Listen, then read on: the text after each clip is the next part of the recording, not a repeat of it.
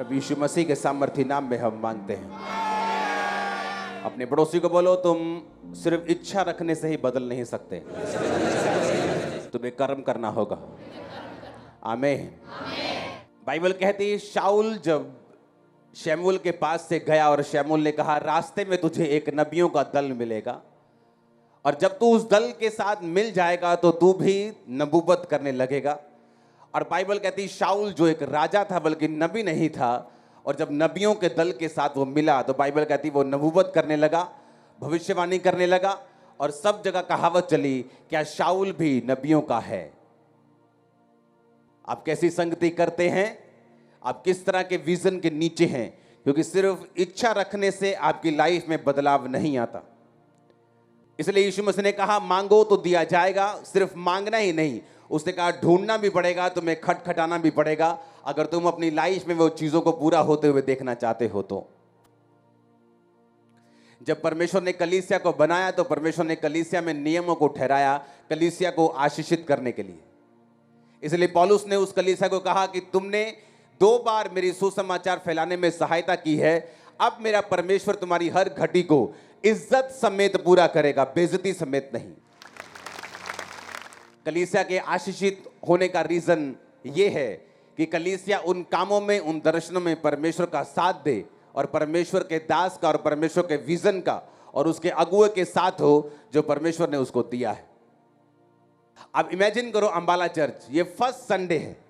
Imagine करो first Sunday और वहां पे ओवरफ्लो हो चुका है, हॉल में जगह कम हो चुकी, लोग बाहर बैठे हैं। और कैसे? और मैं आपको दावा करता हूं कोई लाखों रुपया भी खर्च ले इतनी बड़ी चर्च वहां पैदा नहीं कर सकता। मैं आपको सच कह रहा हूं, लाखों रुपया खर्च के भी। शैतान क्या चाहता है? शैतान ये चाहता है कि सबसे पहले तो आप मसीह में आए ही ना। अगर आप मसीह में आ चुके हैं, वो ये चाहता है कि कम से कम आपका जो असर हो, आपका जो रिजल्ट हो, वो कम से कम कर दिया जाए। 100 गुना फल ना आए, 60 गुना ना आए, 30 गुना भी ना आए, 30 गुना या आए उससे भी कम आए। शैतान ये चाहता है। वो देख लेता है कि अगर ये बंदा मसीह में आ भी गया तो अब इसके फल को किस तरह से कम करना है। आप सिर्फ इच्छा रखने से ही ना तो अपनी लाइफ में बदलाव देख सकते हैं, ना ही आप परमेश्वर के राज्य में बदलाव देख सकते हैं, ना ही आप वो कर सकते हैं जो परमेश्वर ने आपके लिए सोचा हुआ है। कोई लाखों रुपए खर्च करके भी इतनी बड़ी चर्च वहां नहीं रख सकता। जो जस्ट आई थिंक 10 दिन के अंदर अंदर ये चर्च को स्टार्ट किया, 10 दिन भी ज्यादा होंगे। आई थिंक काम्ब्रा चर्च का ये सबसे बड़ा संडे है लास्ट तक। आई थिंक इसके बाद जगह थोड़ी सी रह जाएगी, पीछे पूरा 1000 फुट कंप्लीट हो जाएगा। लेकिन सुनो मेरी बात, परमेश्वर ने आपको एक खास काम करने के लिए बुलाया है। आप जानते हैं क्यों परमेश्वर आपको ब्लेस कर रहा है, क्यों खामरा चर्च की टेस्टिमनीज, क्यों परमेश्वर आपको हील कर रहा है। बाइबल कहती गवाहों का एक बड़ा बादल तुमको घेरे हुए है। बाइबल कहती परमेश्वर ने प्रेरितों के द्वारा चिन्ह और चमत्कार को दिखाकर तुम्हें यह दिखाया कि मैं इस चर्च के साथ हूं, मैं इस दर्शन के साथ हूं, मैं कर रहा हूं सब कामों को। कौन कर रहा है हीलिंग? पवित्र आत्मा। कौन कर रहा है कामों को? पवित्र आत्मा। बाइबल कहती पवित्र आत्मा निरुत्तर करेगा लोगों को पाप के विषय में, धार्मिकता के विषय में। अब कलीसिया परमेश्वर ने आशीषित होने के लिए बुलाई है, लेकिन कलीसिया आशीषित नहीं हो सकती जब तक वो परमेश्वर के असल मकसद को नहीं समझती। मैंने अमीर लोग देखे हैं क्रिश्चियन, जब उनकी लाइफ में परमेश्वर उनको बरकत देना शुरू कर देते हैं, उनको फाइनेंशियली बढ़ाना शुरू कर देते हैं, वो क्या करते हैं? वो किसी चर्च के साथ जुड़े नहीं हुए, क्योंकि परमेश्वर का पहला मकसद है रूहों को बचाना। और आप सब लोग ये जानते हैं कि यीशु मसीह, क्रिश्चियनिटी किसी रिलीजन का नाम नहीं है। परमेश्वर आपके धर्म को बदलना नहीं चाहते, वो आपकी लाइफ में इंटरेस्टेड है, आपकी लाइफ को चेंज करना चाहते हैं। और अब परमेश्वर का असल मकसद है रूहों को बचाना, कि आप लोग पापों से तौबा करें और स्वर्ग राज्य में प्रवेश करें। लेकिन मैंने क्या देखा, क्यों आज लोगों की लाइफ में रिजल्ट नहीं? मैंने बहुत से अमीर क्रिश्चियन लोगों को देखा है, जब उनकी लाइफ में बरकत आती है, जब वो फाइनेंशियली स्ट्रांग होना शुरू होते हैं, किसी चर्च के साथ नहीं जुड़ते, अपनी एनजीओ खोल लेते हैं।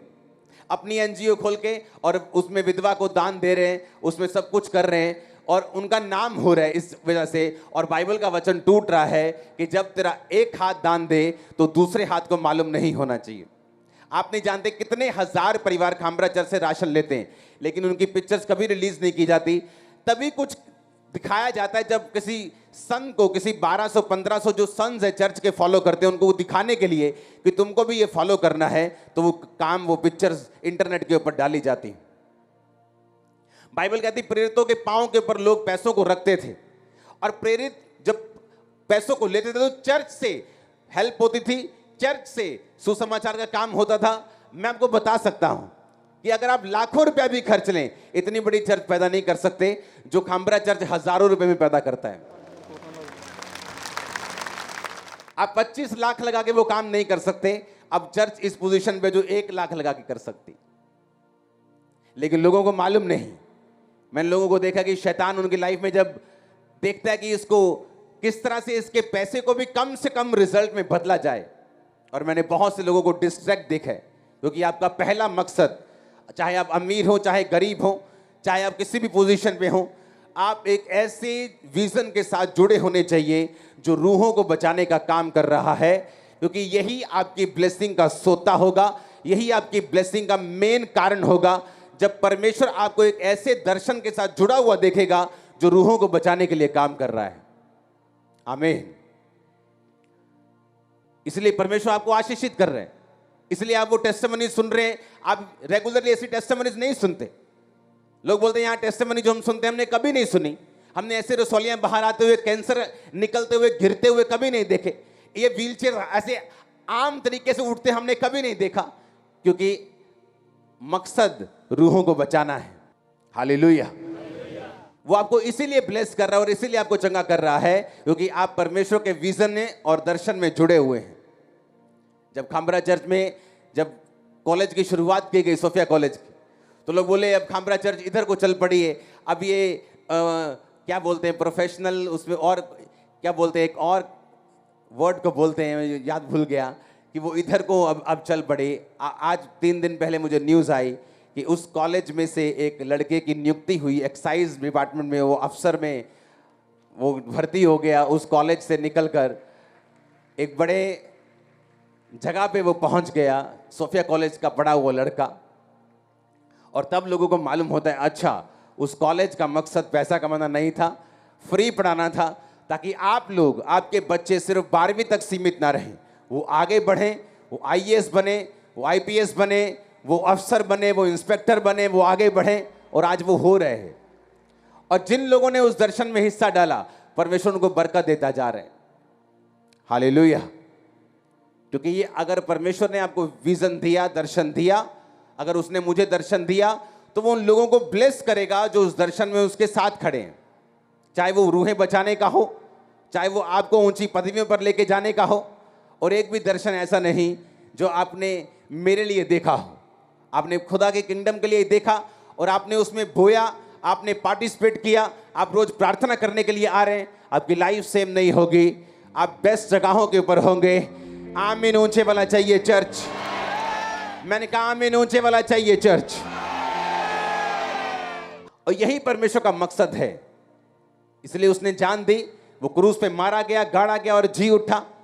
और उसने क्या कहा, जाओ और तुम अब सुसमाचार सुनाओ, सब जातियों के लोगों को चेला बनाओ, सब बातें मानना सिखाओ जो शुरू से लेकर अंत तक मैंने तुम्हें मानना सिखाई हैं। और इसलिए आप बरकत पा रहे हैं। इसलिए उसने कहा जो सेवा करेगा मेरा पिता उसका आदर करेगा। इसलिए आज आप आदर को पा रहे हैं। अगर नहीं पा रहे, आप पाएंगे, दुगना पाएंगे, 10 गुना पाएंगे यीशु के नाम। कलीसिया के बरकत लेने का एक ही रीजन है, परमेश्वर ने आपको सिर्फ चंगा करने के लिए चर्च में नहीं भेजा। परमेश्वर ने आपको एक मन होकर, एक चित्त होकर आपको उस दर्शन के साथ खड़े होने के लिए भेजा है, ताकि परमेश्वर उस दर्शन के जरिए वो आपको ब्लेस कर सके। बाइबल कहती है शैतान की जो रोटी है वो पाप है। वो आपकी लाइफ में काम नहीं कर सकता जब तक आप उसको रोटी ना खिलाएं, उसको तगड़ा ना करें, जब तक आप पाप ना करें। पाप को वो कांटेक्ट पॉइंट बना के आपकी लाइफ में प्रवेश करता है, और जब वो प्रवेश करता है फिर वो काम करता है। बाइबल कहती वो तरस नहीं खाता, वो मारने के लिए, घात करने के लिए और नष्ट करने के लिए आया। और इसीलिए परमेश्वर भी आपकी लाइफ को जो ब्लेस करना चाहते हैं, वो भी कांटेक्ट पॉइंट को ढूंढते हैं। और आपकी पवित्रताई, आपकी प्रेयर लाइफ, आपका विजन के साथ खड़े रहना और जुड़े रहना।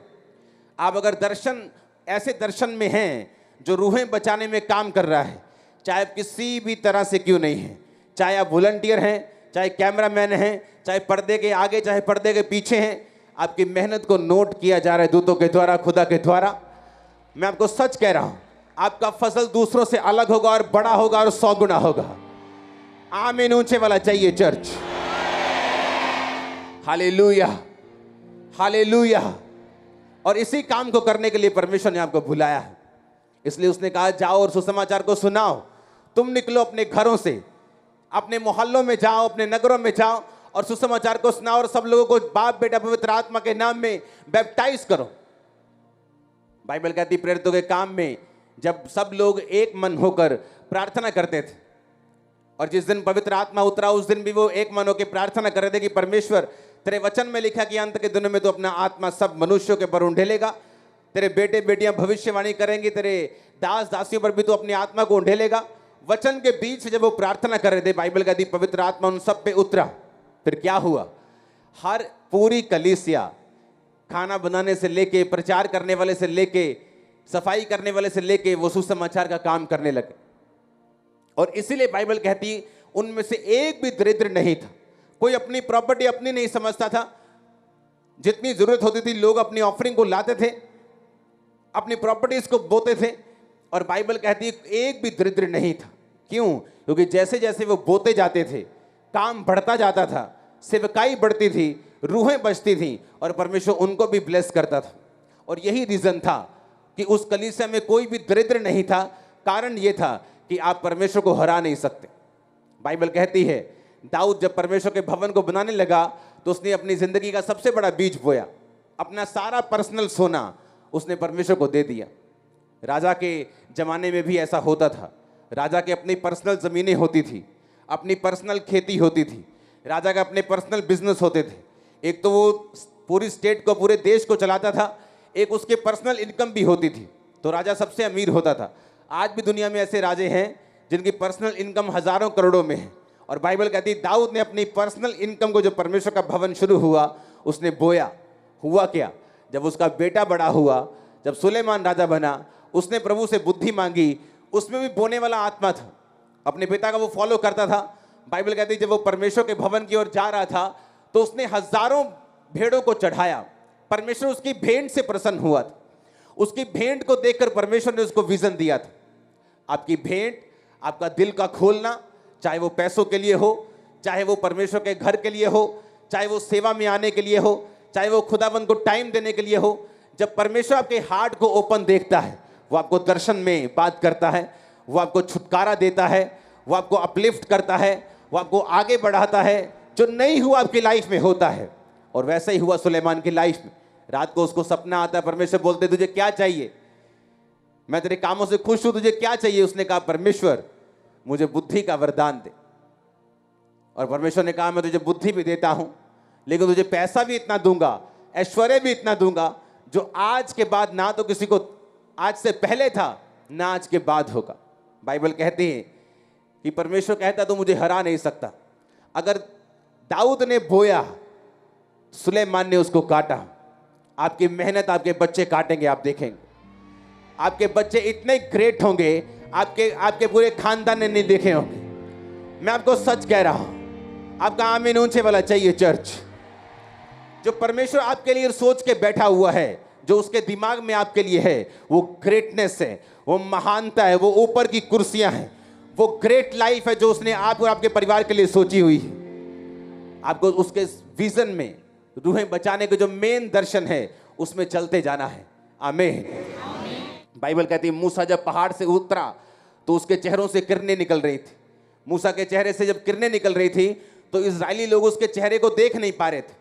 तो मूसा ने अपने चेहरे को ढक लिया और पर्दा कर लिया ताकि इजरायली लोग उसके चेहरे को देख सकें। और बाइबल कहती है मूसा इस बात को नहीं जानता था कि उसके चेहरे से किरणें निकल रही हैं।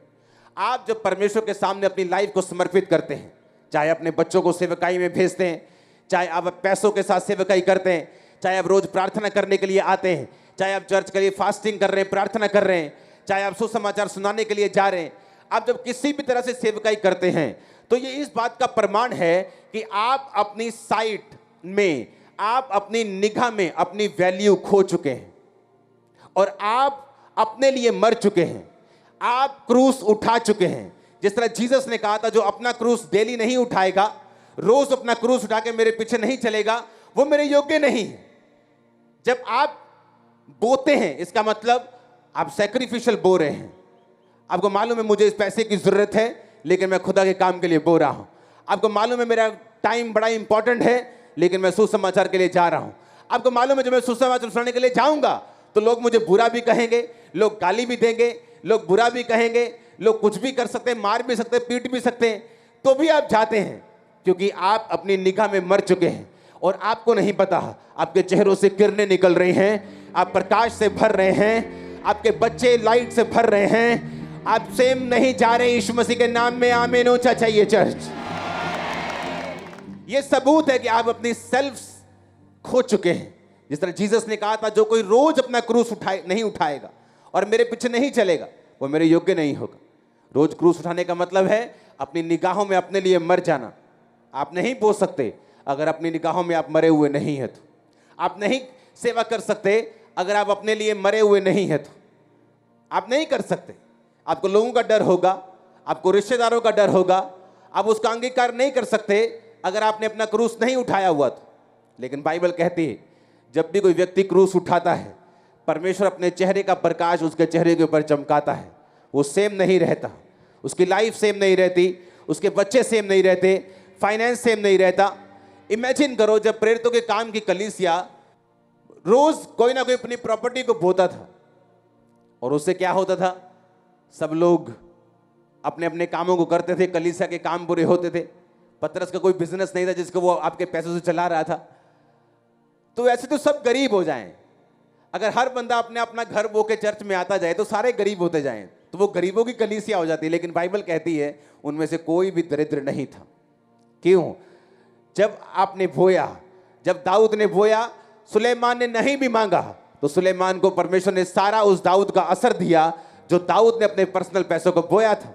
आप परमेश्वर को हरा नहीं सकते। आप उसको पैसा देंगे, वो आपको बरकत देगा।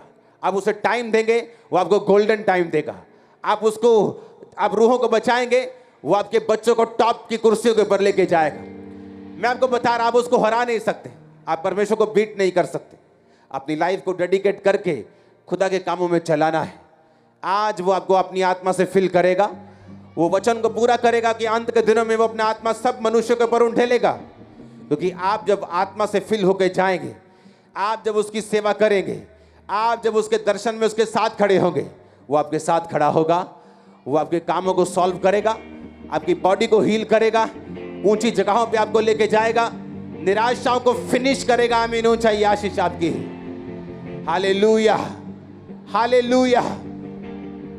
मैंने देखा लोगों को निराशाओं में, उनकी फैमिली ट्रबल, उनकी मैरिज में ट्रबल, हस्बैंड में ट्रबल, वाइफ में ट्रबल, उनके फाइनेंस में ट्रबल, शरीर में ट्रबल, इसका कोई इलाज नहीं। अगर आप खुदावंद की सेवा में जुट जाएंगे, उसकी आत्मा से भरपूर होते जाएंगे, वो सबके दिमाग चेंज कर देगा, वो फाइनेंस को चेंज कर देगा, वो सारे बदलावों को लेके आता जाएगा जो आप लोगों को चाहिए। मैं एंजल्स को देख रहा हूं बदलावों को आपकी लाइफ में करते हुए, एंजल्स को देख रहा हूं मेंटल्स को फेंकते हुए बदलावों के यीशु मसीह के सामर्थ्य नाम। Hallelujah, hallelujah. यीशु मसीह के पांव के ऊपर एक इत्र उंडेल दिया गया। चेला बोला, इस इत्र को अगर बेच दिया जाता तो बड़े गरीबों का उद्धार हो जाता। यीशु मसीह ने कहा, उसे रोक मत, जो भी उसने किया है अच्छा किया है, क्योंकि मेरे ऊपर उंडेला गया कुछ भी महंगा व्यर्थ नहीं जाता। आपने अपना कैरियर उंडेल दिया, व्यर्थ नहीं जाएगा। बिजनेस उंडेल दिया, व्यर्थ नहीं जाएगा। लोग कुछ भी कह सकते हैं, आपको बेटर अल्टरनेटिव के साथ आपको बात कर सकते हैं, लेकिन जीसस के सिवा कुछ भी बेटर अल्टरनेटिव नहीं है, कुछ भी अच्छा नहीं है। अगर उसके सेवा में कुछ उंडेल दिया गया है, आप फलों को लेके आएंगे, आपकी लाइफ खुशबूदार हो जाएगी जिस तरह उसकी हुई थी। आमीन ऊंचा चाहिए चर्च। उसमें की गई मेहनत व्यर्थ नहीं जाती। जीसस ने कहा, अगर कोई मेरी सेवा करेगा, मेरा पिता उसका डेफिनेटली आदर करेगा। आमीन, आमीन। जब मैं अपनी लाइफ की निराशाओं में था, बीमारियों की वजह से, दुष्ट आत्मा की वजह से, ट्रबल्स की वजह से, मेंटल डिप्रेशन की वजह से, तो एक ही चीज थी जो पवित्र आत्मा ने बोली थी कि मेरी आत्मा से भरते जाना है और ये डिप्रेशन खत्म होता जाएगा। सेवकाई करते जाना है, ये चीजें खत्म होती जाएंगी। वो करता गया। आज मैं आपके सामने हूं, 1% भी डिप्रेस नहीं हूं, 1% भी बीमार नहीं हूं। आप भी ऐसे ही होंगे इन जीसस नेम। अपने बच्चों, अपने फाइनेंस समेत ब्लेस होंगे इन जीसस नेम। आमीन। ऊंचाई आशीष तुम्हारी है चर्च। आज एक फैसला करके जाना है खुदावंद के काम करने का, क्योंकि उसमें कुछ भी किया गया व्यर्थ नहीं जाता। फैसला करके जाना है पवित्र आत्मा की भरपूरी को पाने का। अगर आप सेल्फ डेड हैं, अपने आप में मरे हुए हैं, अगर आप जीवित नहीं हैं चोरी के लिए, आप जीवित नहीं हैं व्यभिचार के लिए, आप जीवित नहीं हैं गुनाहों के लिए, आप मरे हुए हैं, अपने शरीर के अंगों को पाप के लिए मरा हुआ समझते हैं और धर्म के लिए जागा हुआ समझते हैं, वो आपको आज अपनी आत्मा से भरपूर करेगा और ये आपका इलाज होगा। बीमारियों से निकलने का, निराशा से निकलने का, आत्मा के साथ भरपूरी में प्रीच करने का। आमीन। ऊंचाई, ये आत्मा की भरपूरी आपकी होगी आज। अपने हाथों को उठाओ। Thank you Jesus. एक वायदा करो, खुदावंद मैं दर्शन के साथ, वफादारी के साथ, चलते हुए आत्मा के साथ भरते हुए आगे बढ़ता जाऊंगा। अपने हाथों को उठाकर मांगो ऊंची आवाज में।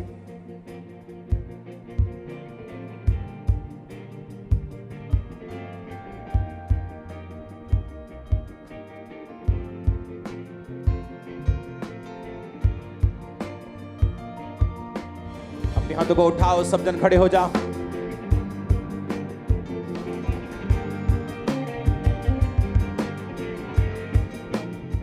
हाथों को उठाकर बोलो, हर एक बात की ताकत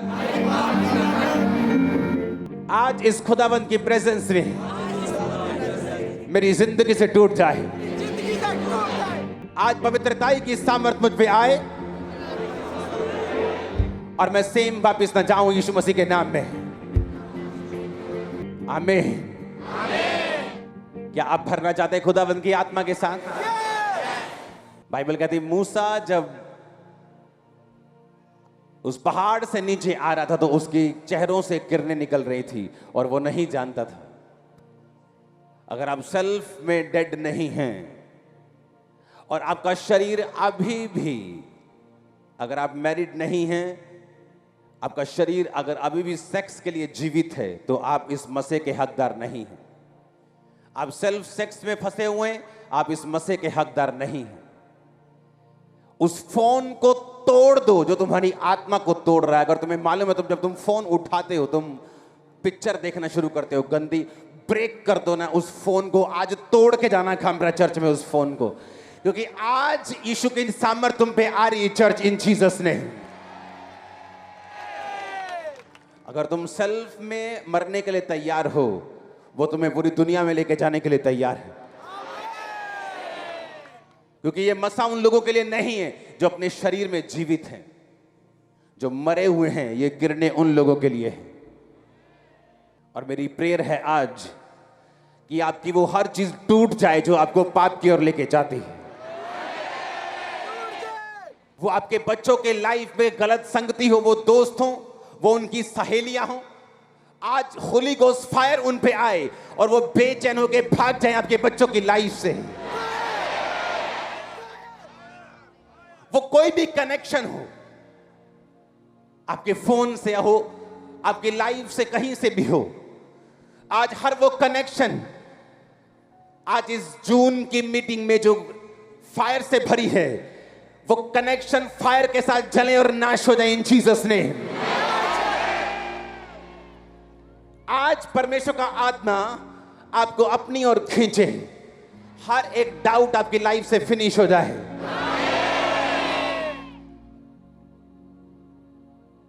अगर आज से यीशु मसीह की निगाहों में वैल्यूएबल बनना है, कीमती बनना है, तो आपको उसके राज्य के लिए काम करना होगा, और जो पवित्र आत्मा की भरपूरी के बिना पॉसिबल नहीं है। मैंने कहा उस फोन को आज तोड़ के जाना जो फोन तुम्हें गलत राहों की ओर लेके जा रहा है। उन कॉन्टैक्ट्स को सेव नहीं करना, उन्हें ब्रेक कर देना, यहीं आज फिनिश कर देना, तोड़ कर जाना उन्हें। अच्छा है तुम्हारा फोन टूट जाए, इससे अच्छा कि तुम्हारी आत्मा टूटे, क्योंकि स्वर्ग में तुम रोगे ये सोचकर कि क्यों मैंने अपना फोन नहीं तोड़ा, अपनी आत्मा को तोड़ लिया और वो काम नहीं कर सका। क्योंकि यीशु मसीह ने एक दिन सबको स्वर्ग में लेके जाना है, चाहे पापी हो चाहे धर्मी हो, एक बार उसको दिखाना जरूर है स्वर्ग ऐसा है। और फिर जीसस बोलेंगे चलो खब्बे हाथ नरक में, अच्छे लोगों को बोलेंगे चलो सच्चे हाथ स्वर्ग में। स्वर्ग एक दिन सबको लेके जाना है, पापी को भी स्वर्ग लेके जाना है, ताकि उसे पता हो वो क्या मिस कर रहा है। अच्छा है मैंने कहा तुम्हारा फोन टूट जाए, इससे अच्छा कि तुम्हारी स्पिरिट टूटे। वो तुम्हारे लैपटॉप टूट जाए, वो तुम्हारे आईपैड टूट जाए, इससे अच्छा कि तुम्हारी स्पिरिट टूटे। वो नुकसान नहीं होगा, वो फायदा होगा। अगर तुम उसकी आत्मा से भरने के लिए तैयार नहीं हो, जेन्युइनली उसको मांगने के लिए तैयार नहीं हो, अपने घुटनों पर आकर अपने खड़े होकर चिल्लाने के लिए खुदावन मुझे तेरा आत्मा चाहिए, बाकी सब बाद में चाहिए। मेरे सालों की प्रेयर थी आंसुओं के साथ, खुदावन मुझे हील कर, मुझे हील कर, तू क्यों मुझे चंगा नहीं करता। मैं इतनी प्रार्थना करता हूं, रोजे रखता हूं, तेरी क्रूसेड करवाता हूं। और एक इमोशनल एक ट्रबल था, क्योंकि मैं मेंटली अपसेट भी था अपनी लाइफ में। तो वो ऐसा एक पीरियड था जो मैं नहीं चाहता कि आपके दुश्मन की लाइफ पर भी आए। और एक दिन मीटिंग के दौरान जब परमेश्वर के एक दास ने मुझे अपने पास बुलाकर कमरे में पूछा, तू क्या चाहता है, कि परमेश्वर तुझे चंगा करे या तू ये चाहता है कि तू उसके मस्से से भरे। मुझे अंदर से आवाज आई मस्से से भरना है। मैंने कहा मैं मस्से से भरना चाहता हूं। उसने कहा ठीक है जा, चला जा। जब बाहर आके मैंने अपने टीम से बात की अपने, तो उन्होंने मेरी क्लास लगाई। उसने कहा तूने खुदा को क्यों कहा, तू चंगा हो जाता, इतने सालों से तू मांग रहा है। मैंने कहा पता नहीं मुझे क्या हुआ। जब मैं अंदर गया तो मुझे अंदर से आवाज आई कि तुझे मस्से से भरना है, तुझे चंगा, तुझे मस्से से भरना है। पता नहीं क्यों मुझे ऐसा लगा कि मैं यही बोलूं, क्योंकि अंदर खुदावंद की प्रेजेंस थी। आज खुदावंद की प्रेजेंस यहाँ मौजूद है। आपको क्या चाहिए, मसा चाहिए कि अपनी आशीष चाहिए कि बरकतें चाहिए? अगर तुम मसा चाहिए तुम मेरे जैसे मसा भी पाओगे और बरकतें मेरी ऐसी पाओगे, मुझसे भी उत्तम पाओगे। आमीन ऊंचे वाला चाहिए चर्च। मैं बाहर आकर पछताया बहुत। मैंने कहा ये मैंने क्या बोल दिया, क्योंकि उन दोस्तों ने मुझे बहका दिया कि तूने गलत मांग लिया। खुदा ने कहा तो था तो मांग लेता तू। काश मैंने हाँ वो मांग लिया होता तो, क्योंकि उसके कई साल बाद मेरी हीलिंग नहीं हुई। तो मैं पछताता था कि खुदा ने जब मुझसे पूछा तो मैंने क्यों नहीं मांगा। अगर हीलिंग होती तो मैं आगे तो बढ़ ही जाता। लेकिन उन दिनों में जब मैंने परमेश्वर से मसा मांगा और जब मसा उतरा, वो मसा ऐसा था जो मैंने कभी नहीं देखा था, किसी की लाइफ में नहीं देखा था। वो मसा उतरता गया और मैं आगे बढ़ता गया और उन जगहों पे पहुंचा जहां लोग पहुंचने की इच्छा रखते हैं 100 साल में 60 साल में नहीं पहुंचते। मैं 6 साल में पहुंचा और जब पहुंच गया तो हीलिंग भी मेरे पास थी, डिलीवरेंस भी मेरे पास थी, चंगाई भी मेरे पास थी, दुनिया की किसी चीज की कमी नहीं थी। इसलिए मैंने कहा तोड़ दो आज उस फोन को जो आपको पॉर्न पिक्चर्स की ओर लेके जाता है। तोड़ दो आज उन कॉन्टेक्ट्स को जो आपको पाप की ओर लेके जाते हैं। हेवन आपका आदर करेगा, हेवन स्वर्ग आपका आदर करेगा। मैंने कहा वो आपके बंधनों को तोड़ेगा, बेइज्जतियों को तोड़ेगा, निरादर को तोड़ेगा, गरीबी के श्राप को तोड़ेगा। वो आपका आत्मा से फिल करेगा in the mighty name of Jesus. हमारे YouTube चैनल को सब्सक्राइब करें ताकि आप परमेश्वर के गहरे भेदों को जान सकें कि कैसे आप परमेश्वर में बढ़ सकते हैं, कैसे आप दुष्ट आत्माओं से, नशों से, बीमारियों से और वंशों के श्रापों से आजाद हो सकते हैं।